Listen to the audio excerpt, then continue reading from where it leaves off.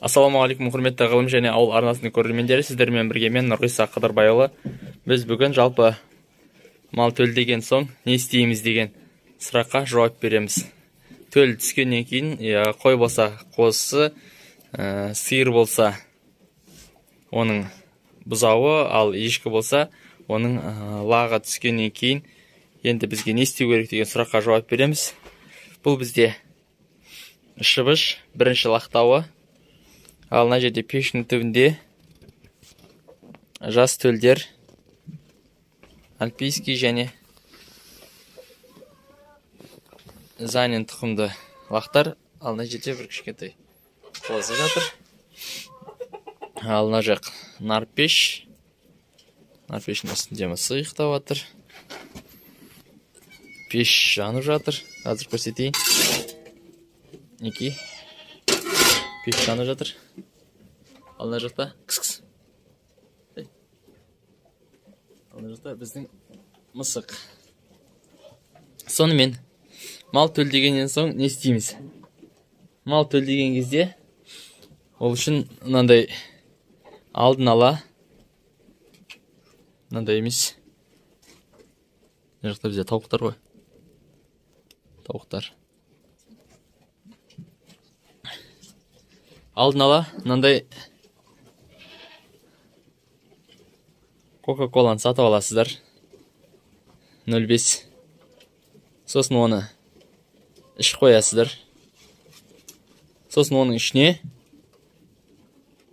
ішіне йод құясыздар. Йод. Кәдімгі аптекаларда сатылады. Сосын оны сумен араластырасыздар. Бұл йодты сосын не істейміз? Бұл йодты малдың, төлдің кіндігіне мынаны аласыздар. Төлдегеннен кейін крышкасын ашасыздар. Крышкасын ашасыздар. Мынаның ішін лақтың кіндігіне бай кіргізіп тұрып, оны төгересіздер. Сонда кіндігі толық йодқа бату керек. Сонда не үшін? Суықтап қалмайды, суық өтпейді, тез жазылады.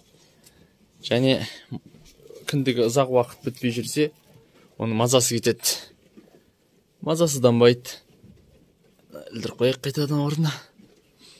Бұл бітті. Енді лақтың енді төлдеп болғаннан үстін сүртіп, әдемілеп тазалап кептіріп болғаннан кейін ешкіге мән береміз. Ешкінің шуы түсу керек.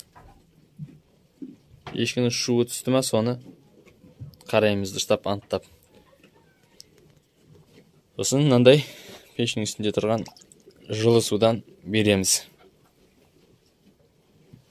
Жылы судан береміз малға. Содан соң шуы түсті ма қараймыз. Егер шуы түспесе, нитокс дейтін укол бар. Нитокс береміз. Шу түспеген малға нитокс жақсы. Не болмаса, жалпы шу түсіретін 4 бұрышты мынандай нелер болады. Қазір атын ұмытып отырмын. Видео монтаждаған кезде міндетті түрде экранға аты шығатын болады. Дәл қазір мен оның атын ұмытып отырмын. Бұл ішіндегі жаңағы бактериялардың көбеюіне қарсы ішкі жараны емдейді. Бұл жерде бізде жаңа айтып өттік қой. Мына жерде бұл үшінші группа. Үшінші группа үлкен деулері. Мына жақта, мына астыларында мынада бірінші группа. Келесі мынаның арғы жағында екінші группа. Ал мына жерде жеке тұрған ешкілер, оларда жеке лақтары бар.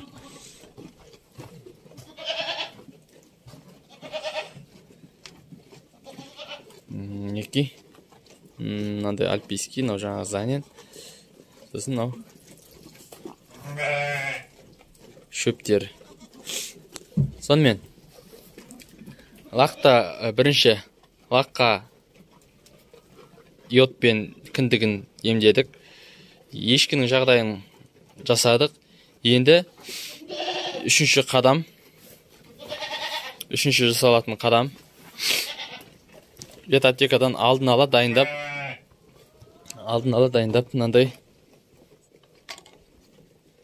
ветом 1,1 деген іші порошок. Банкада мынау үлкені ғой, бізде енді үлкенін аламыз, тиімді болу үшін. Егер малыңыз аз болса, кішкентайын аласыз. Осыны аласыз. Бұнда 500 грамм бар. 1 граммы 1 төлге. 10 грамм суға араластырып бересіз. 4 лаққа беретін болсам, мен мысалға 4 лаққа беретін болсам, 40 грамм құйып алам да. Сосын мынандай шприцпен мынадан 1 шай қасық салам, 4 грамм құйып алғаннан кейін. 1 шай қасық салам. Негізі мына дәрі мына жерде тұрмайды, инструменттердің қасында тұрмайды. Сіздерге көрсету үшін жаңа үйден алып келдім. 40 грамм су құйып алам, мысалға. Мынадан 1 шай қасық салам, 1 шай қасықта шамамен 4-5 грамм болады. 1 шай қасық салам. Мына шприцпен 40 грамм құйып алғаннан кейін 10 граммнан тартып, 10 грамм тартып алам да. Сосын лақтың аузына апарып, құйып жіберем. Бұл ветом деген. Бұл негіз дәрі емес. Бұл биологически активная добавка дейді. Бұл біріншіден сіздерге түсіндіріп айта кетейін. Сүт қоректі лақ, жалпы сүт қоректі жануарлар туылған кезде бізде айтамыз ғой, 4 қарны болады деп, ішінде 4 қарны болады деп. Ал оларда туылған кезде жалпы 1 қарынмен туылады. Ол адам болсын, ол лақ болсын, ол бұзау болсын, 1 қарынмен туылады туылған кезде. Қалған 4 қарын өсіп шығады, ол бөлініп. 1 қарынды жаңағы кім баяғыда қаракөл ұстап көрді, қоз сойып көрді, олар енді білет. Мәндір дейді, жаңағы несін мәйек дейді. Соны ішін алып, оны аштық ретінде пайдаланады. Сол 1 қарынның жұмысын жақсартуға мынау биологиялық добавка. Былайша айтқанда бұл бактерия, пайдалы бактерия. Мынау ветом 1 деген бұл пайдалы бактерия. Бір бергенде жаңағыдай 1 граммнан бердік қой. Соны арасына 1 күн тастап отырып, 3 рет. Мұнда 6 күнде бітеді. Бүгін бересіз, тақ күні мысалы. Тақ күні болса, тақ күндер ғана. Бүгін бересіз, ертең бермейсіз, арғы күні бересіз, оны арғы күні бермейсіз, одан арғы күні содан бересіз. Біріншіден, бұл асқазанның жұмыс істеу қабілетін жақсартады. Іш ауырмайды лақтың. Лақтың іш ауырмағаннан кейін бұның тәбетін жақсартады. Көбіректеу, сүт ішуге, тез өсуге. Ал ол тәбет жақсарғаннан кейін тез өседі. Ал тәбеті жақсы мал, жалпы тәбеті жақсы төл, ол ауырмайды. Түрлі ауруларға жалпы шыдамды, төзімді болады, жақсы болады, тез өседі. Солай, бұл неке мал төл дегеннен кейін бірден осы әрекеттерді жасаңыздар. Бірінші, міндетті түрде кіндігін йодпен обработка жасау керек. Ешкінің жағдайына бірден мән беру керек. Және үшінші, лаққа уақытылы биологиялық қоспаларын мынандай бактерияларды беру керек. Мысалға анау естеріңізде мынандай не бар ғой? Биоци иммун плюс дейтін айран ба, йогурт па сондай. Соның рекламасында айтады, биоци иммун плюс пайдалы бактериялар, миллиондаған пайдалы бактериялар деп. Яғни ол адамға да қажет, сол пайдалы бактериялар. Астың тез қорытылуы үшін. Сондай йогуртты жарнамалаған кезде рекламасында солай айтылады. Мінекей. Сондықтан да осы нәрселерді біздер жасаймыз. Сіздер де өз лақтарыңызға жасаңыздар.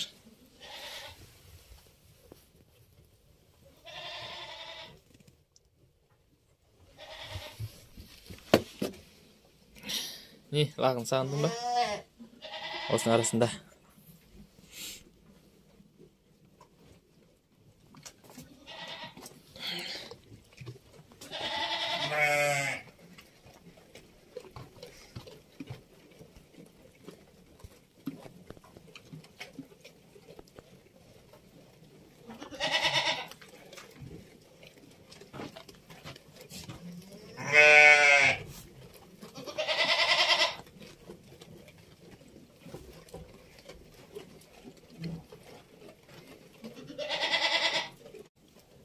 Ғылым және ауыл арнасы айналысып жатқан кәсіптеріңізге табыс тілейді.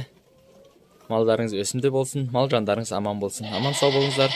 Арнамыздағы басқа да қызықты әрі пайдалы видеоларды көріңіздер.